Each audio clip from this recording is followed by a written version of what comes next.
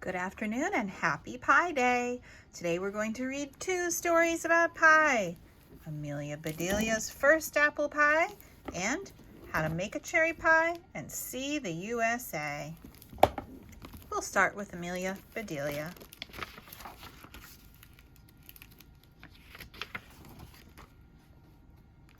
Amelia Bedelia was visiting her grandparents. It was a glorious autumn afternoon, the perfect day to rake leaves into piles and run around the yard. Fall is in the air, said Granddad. Granddad and Amelia Bedelia looked up. So are the birds, said Amelia Bedelia. V-W, what are they trying to spell? Just then, Amelia Bedelia's grandma came outside. Quick, said Granddad, look busy. But it was too late. Hey, lazy bones, Grandma said jokingly. If you're just going to stand around, I've got a job for you. What do you need? Granddad asked. Apples, said Grandma. I made pie dough. If you'll get some apples, I can teach Amelia Bedelia how to bake an apple pie. Grandma's apple pie was Amelia Bedelia's favorite. Hooray, she yelled. Race you to the car. She started to run but tripped over a branch and landed right in a pile of leaves. Whoosh! How was your trip? Asked Grandpa as he helped her up. Fun, she said. Fall is in the air and on the ground, too. Granddad smiled and said, watch your step. Amelia Bedelia tried to watch her steps, but it made her dizzy to look down at her feet all the time. Amelia Bedelia and Granddad were already in the car when Grandma called out, be sure to pick up Granny Smith. Who is Granny Smith? Is she helping us make the pie? Amelia Bedelia asked. You bet, Granddad said. We couldn't do it without her. Amelia Bedelia and Granddad drove out to the country.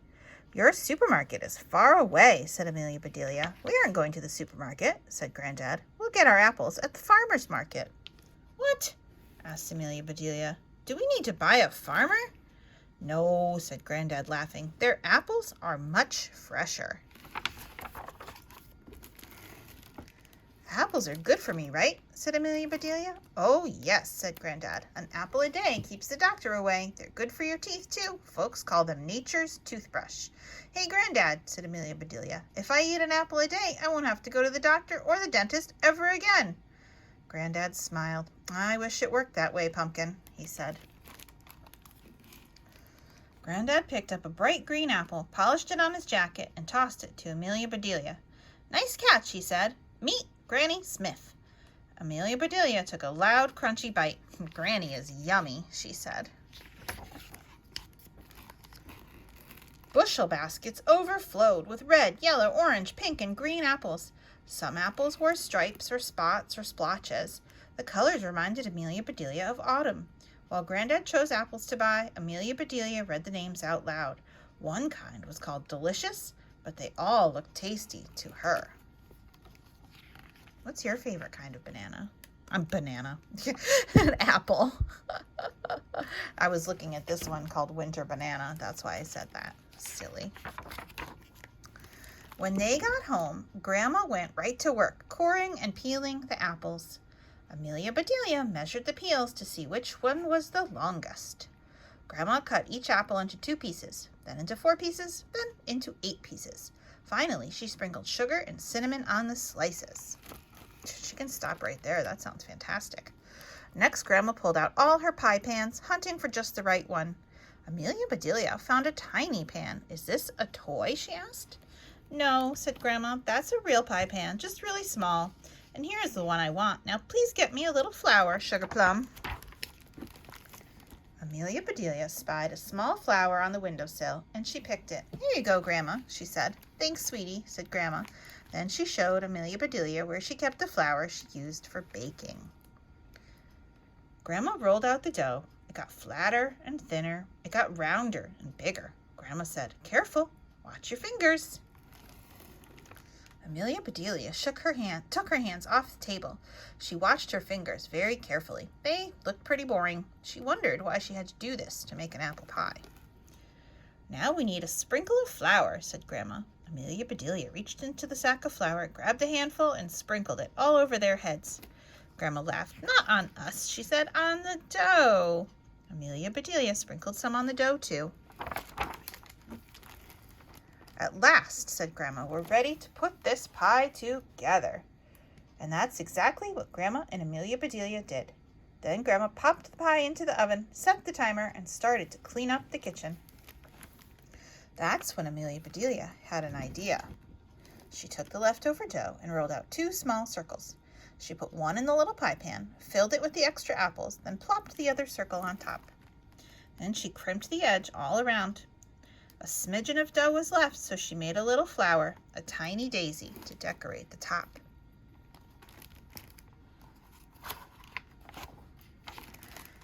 Your mom and dad will be here soon, said Grandma. Then we'll have a pie party. Yippee, said Amelia Bedelia. Granddad heard the commotion and came into the kitchen. What are we celebrating? He said. Honey, said Grandma, Amelia Bedelia made her first apple pie. After Grandma took her pie out of the oven, Amelia Bedelia carefully and secretly slid hers in. I'm going to set this outside to cool, said Grandma. Oh dear. It was time to get ready for the party. Grandma hummed as she set the table. Soon, Granddad was whistling the same tune. Outside, the birds were chirping and tweeting and singing like mad.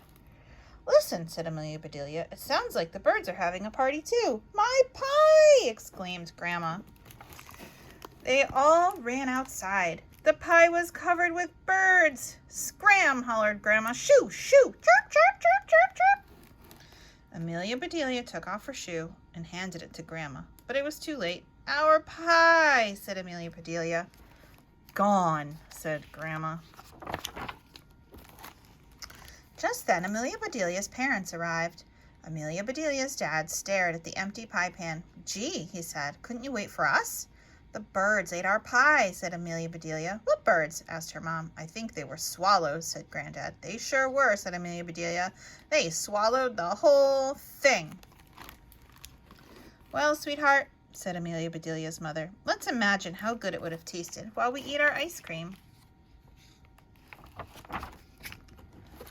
The whole family tried to enjoy the ice cream and not think about the pie, but that was impossible. We made the best pie, said Amelia Bedelia. It was a thing of beauty, said Grandma.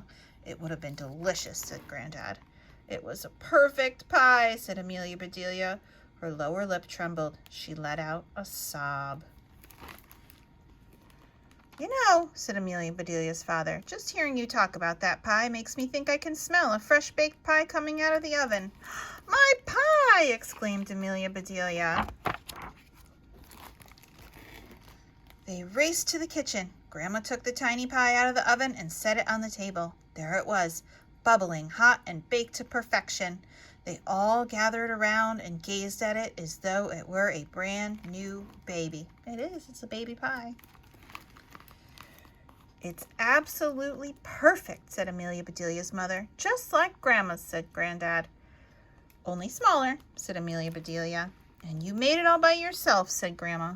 This time, said Amelia Bedelia's father, let's let the pie cool down in the house.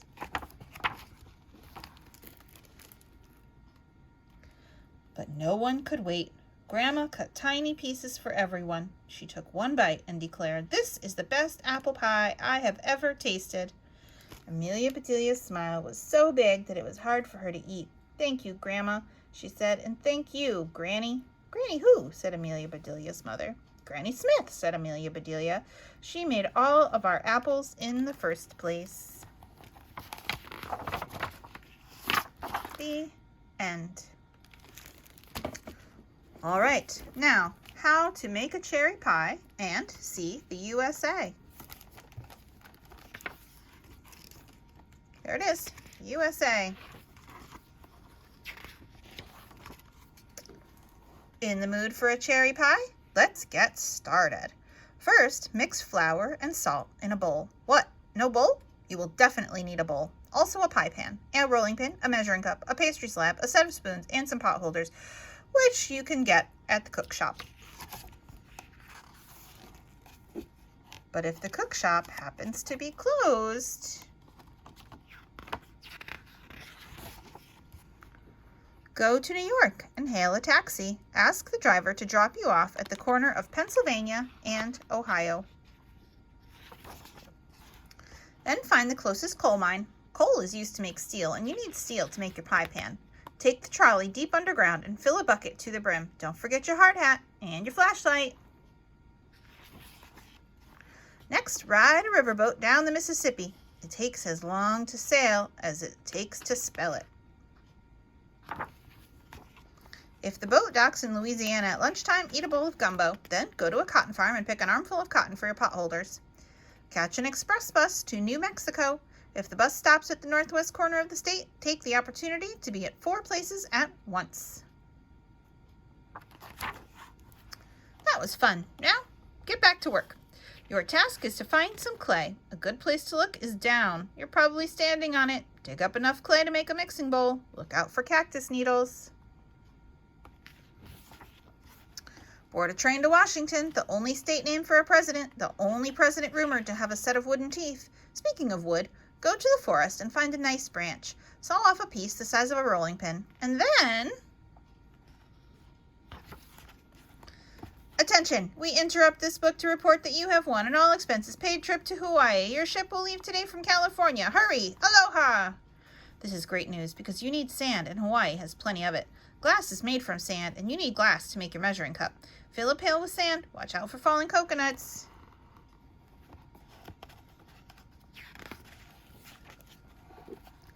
Make your way to New Hampshire for granite. New Hampshire can usually be found between Maine and Vermont.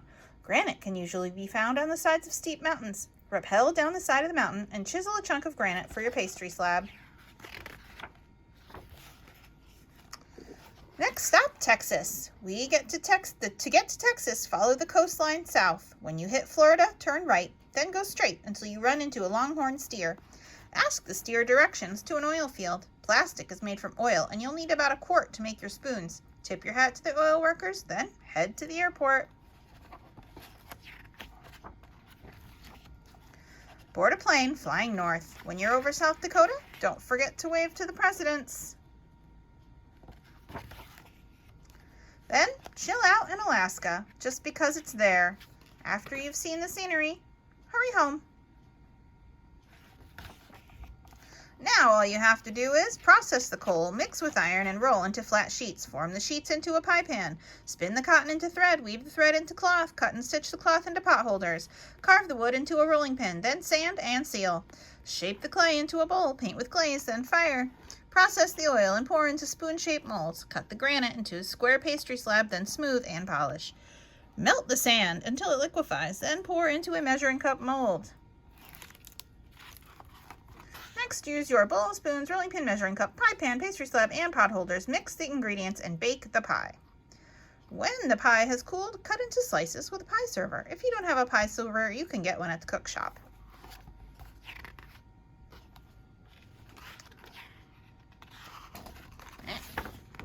But if the cook shop is still closed, why not join the parade?